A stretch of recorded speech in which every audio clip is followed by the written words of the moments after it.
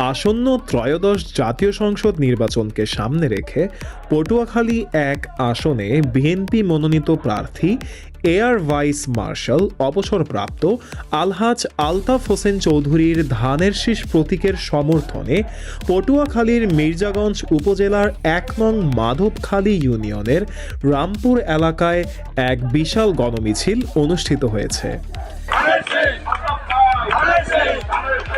১ নং মাধবখালী ইউনিয়ন বিএনপির সাধারণ সম্পাদক মোহাম্মদ পলাশ হাওলাদারের নেতৃত্বে অনুষ্ঠিত এই মিছিলে এলাকার সর্বস্তরের নেতাকর্মী ও সাধারণ জনগণ স্বতঃস্ফূর্তভাবে অংশ নেন।